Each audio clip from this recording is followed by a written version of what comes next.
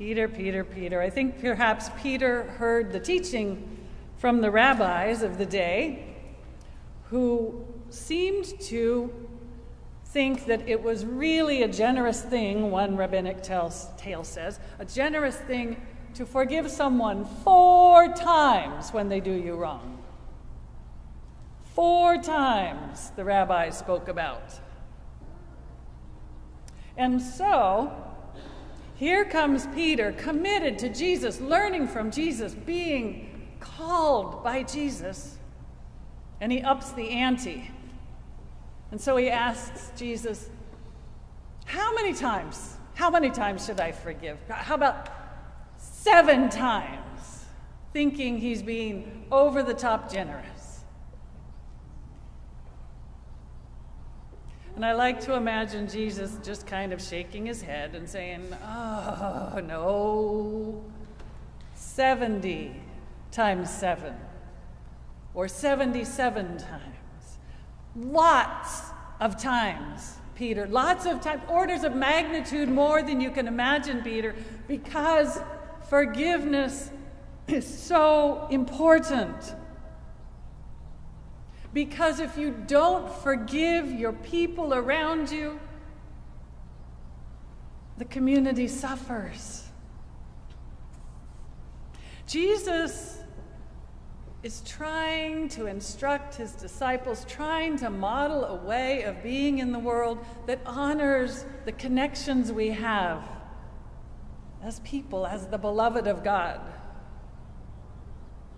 Jesus is saying there's something more important than your individual right, and that is the connections you have as a community. 77 times, Peter. More. Always more. More. Because forgiveness is a tool for building connections, for building trust, for living in community. And we need it. Because when we do this, the only way it's possible is because you've been transformed by your relationship with God. And you enable the community to be transformed. 77 times.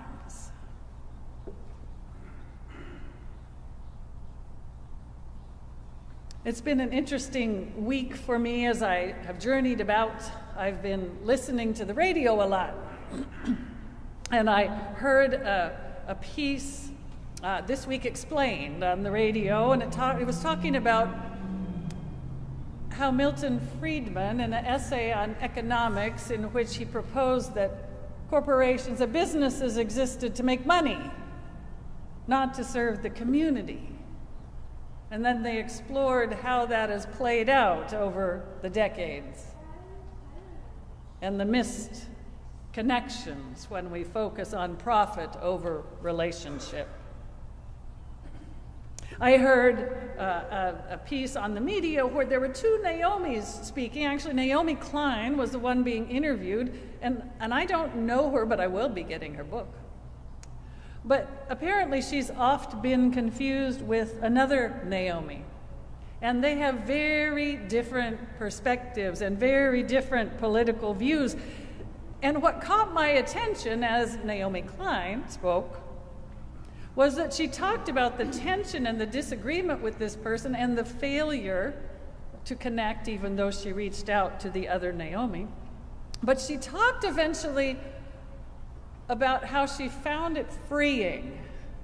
If people got her mixed up with this other person with whom she so disagreed, she felt freed to say what she authentically meant, whatever she was actually thinking. And she talked about being freed to unself herself, to step back from the concern about her reputation and her individual opinion, and to focus on the benefit of the community, to speak more boldly about the call to connections. I mean, you can even watch on Netflix the show The Blue Zone as we think about connections and community. And the Blue Zone apparently is a study of various communities located in specific geographic locations around the world in which people are healthier, they live longer, they're happier. And in addition to a healthy, close to origins diet and exercise and all sorts of good things, a piece of what they found is being in community, working side by side with people, having a blend of people and diversity in your life is physically good for you. We live longer. There are research studies that show that forgiveness is good for our mental and physical health. 77 times, Peter. Think bigger.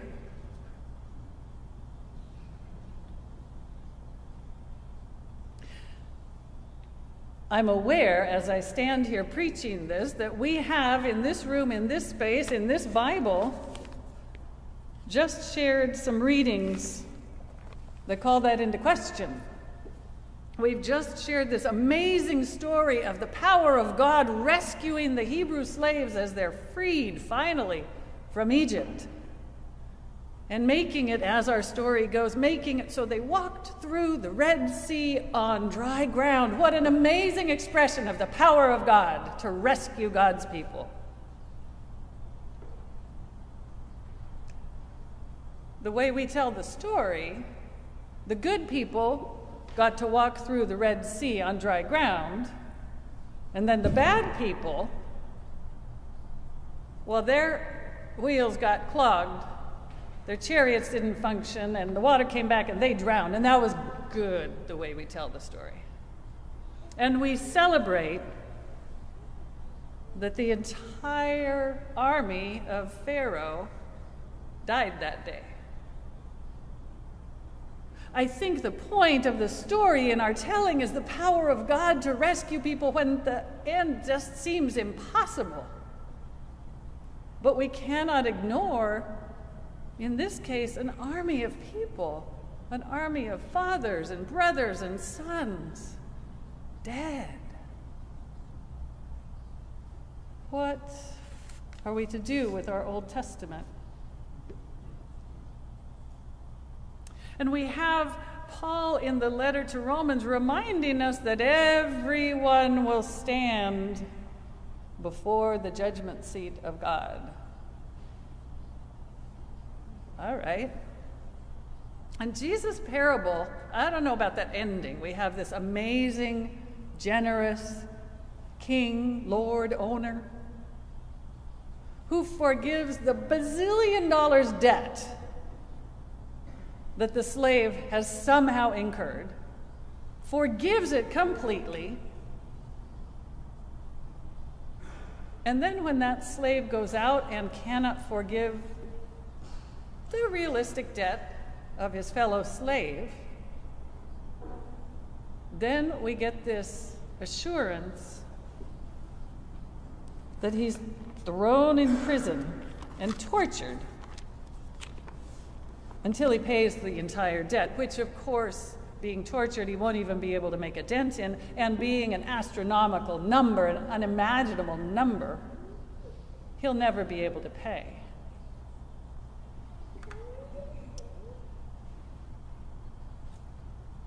Jesus tells us that God will do the same if we don't forgive.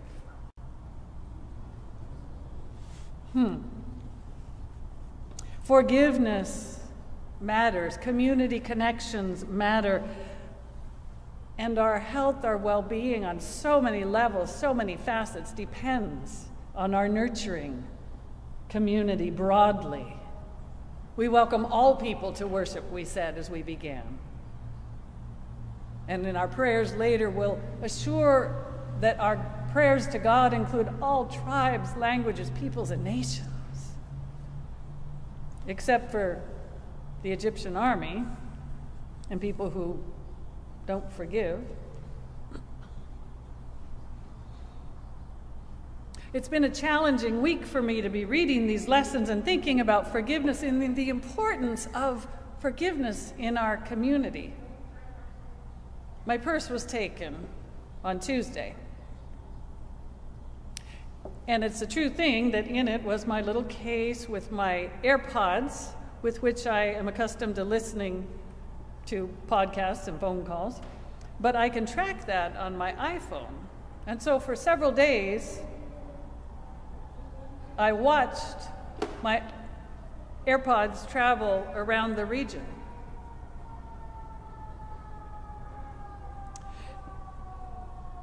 And I found myself really resenting the breach of trust of the thief. I would read and prepare for this very preaching moment, and then I would look and see where my AirPods were. And I was not feeling forgiveness as my first response.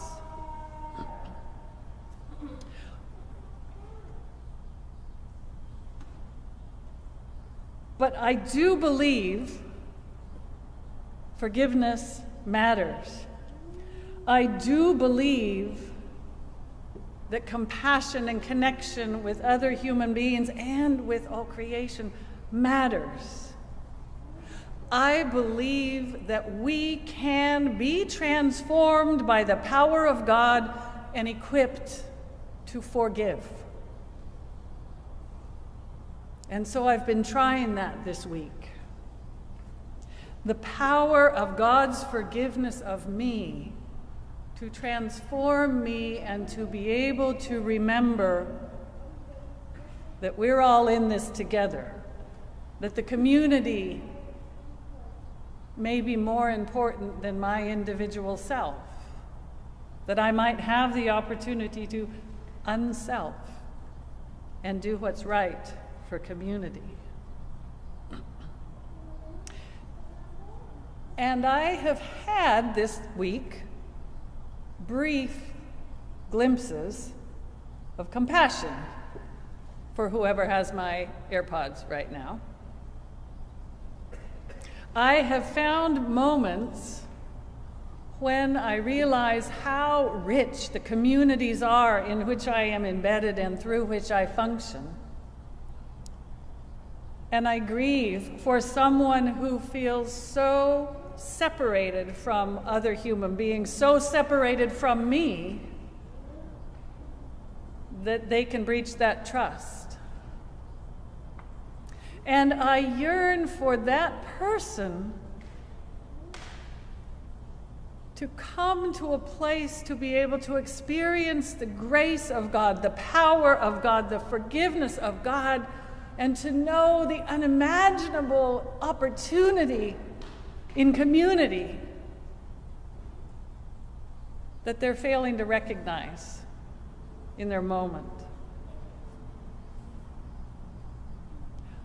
I'm working to make those moments longer, but they're real when they happen. The compassion to which we're called can be transformational, transformative, can change lives. Transformation, yes, of the person who has my AirPods. Transformation of me.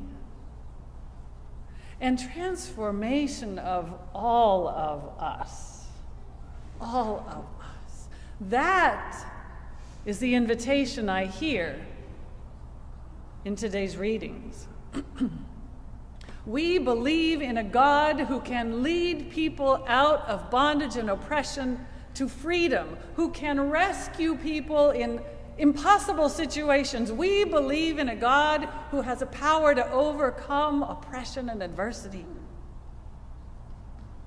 We believe in a God who holds us accountable for who we are and what we do and how we function in community. Yes, we will all stand before the judgment seat of God. And the invitation will come again to be transformed by the power of love. We sang about it, the power of love over death. We spoke of it in the psalm. The invitation is to see clearly what is happening in the world, to work for justice, yes, to unself ourselves only into the love, the community, the grace, the power of God. Because only by God's grace, power, love, and community can we obey Jesus' commandment to love, to forgive. 77 times, Peter. One more time, yes, Peter. Beyond your imagination, Peter, because the love of God for you and for everyone is also unimaginably vast and wonderful. 77 times, Peter.